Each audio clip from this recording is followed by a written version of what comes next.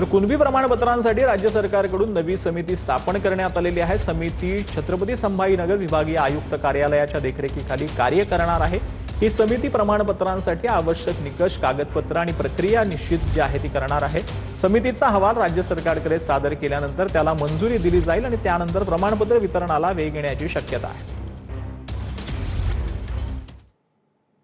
तर अमोल खुनेंनी दुसऱ्यांदा जालना पोलीस अधीक्षकांची भेट घेतलेली आहे। मनोज जरांगेंचा आपली सुद्धा नार्को टेस्ट करावी अमोल खुनेंनी ही मागणी केली आहे। मनोज जरांगेंच्या घातपात प्रकरणाच्या आरोपांमध्ये अमोल खुने जामिनावर बाहेर आहे। नार्को टेस्ट मधून सत्य बाहेर येईल, आपल्यावर लागलेला संशयही दूर होईल असा दावा अमोल खुने यांनी केला।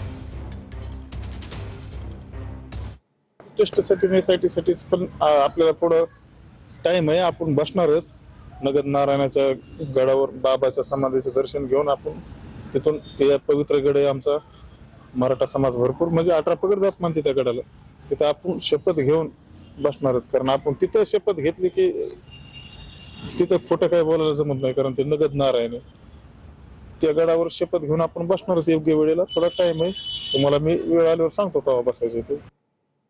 तर पंकजा मुंडेंच्या माजी स्वीय सहाय्यक आनंद गर्जेंचा जामीन मंजूर झालेला आहे। अथरोड तुरुंगातून आनंद गर्जेची जामिनावर सुटका झाली आहे। पत्नी गौरी गर्जे आत्महत्या प्रकरणामध्ये आनंद गर्जे जामीन जो आहे तो त्याला मिळाल्याचं पाहायला मिळालं।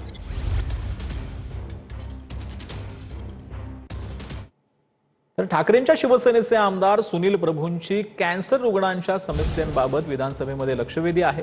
मुंबईमध्ये कॅन्सर रुग्णालयांची गरज असल्याचं सुनील प्रभूंनी म्हटलंय। मुंबईत केवळ एकच टाटा कॅन्सर रुग्णालय असल्याचं सुनील प्रभूंनी म्हटलेलं आहे। महिलांमध्ये ब्रेस्ट कॅन्सरचं जे प्रमाण आहे ते जास्त होतं आणि विशेष करून मुंबई शहरामध्ये ते जास्त प्रमाणात होतं।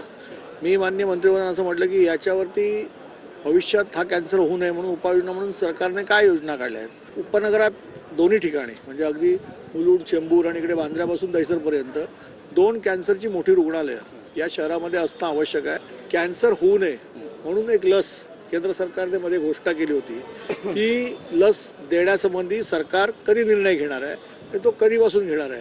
या सगळ्या गोष्टी आजच्या या लक्षवेधीमध्ये प्रश्नाच्या रूपाने आम्ही आरोग्यमंत्र्यांना विचारल्या, त्यांनी त्याच्याबद्दल उत्तर दिली, परंतु दिलेल्या उत्तराने आमचं समाधान नाही आहे। राष्ट्रपती द्रौपदी मुर्मू या 2 दिवसीय महाराष्ट्राच्या दौऱ्यावर आहेत। आज त्यांच्या हस्ते मुंबईतील saving lives and building healthier Bharat या उपक्रमाचं उद्घाटन झालं।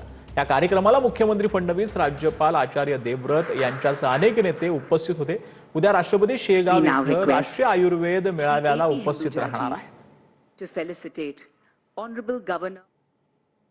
तर बुलढाण्यातील समस्यांकडे राष्ट्रपती द्रौपदी मुर्मूंनी लक्ष द्यावं, काँग्रेसचे प्रदेशाध्यक्ष हर्षवर्धन सकपाळ यांनी ही मागणी केलेली आहे। केस गळती, नखगळती कशामुळे झाली याचा अद्याप थांगपत्ता लागलेला नाही असं देखील सकपाळांनी म्हटलं। राष्ट्रपती द्रौपदी मुर्मू या 3 दिवसांच्या महाराष्ट्र दौऱ्यावरती असणार आहेत। राष्ट्रपती येत असताना यासारख्या ज्या सुरू झालेल्या ज्या गोष्टी आहेत त्या गोष्टींकडे त्यांनी लक्ष द्यावं। महामेम ज्या तालुक्यात येत आहेत त्या तालुक्यामध्ये केस गळण्याचं आणि नख गळण्याचं एक प्रमाण, एक रेशनच्या गहू खाल्ल्यामुळे एक दूषित अन्न हे कुठेतरी सरकारच्या माध्यमातून खाऊ घातलं गेलं। 1 वर्ष झालं, सगळ्या पथकामागे पथक आलेत, मात्र ही केस गळती कशामुळे होती आणि नख गळती कशामुळे होती याचा अद्याप थांगपत्ता लागलेला नाही। जो टक्कल व्हायरस म्हणून पुढे आला त्यांनी प्रशासनाचं टक्कल एवढं उघड केल्यानंतर देखील कुपोषणाचा खूप मोठा मुद्दा हा महाराष्ट्रात भेडसावत आहे, मेळघाटात भेडसावत आहे, बुलढाणा जिल्ह्यात भेडसावत आहे।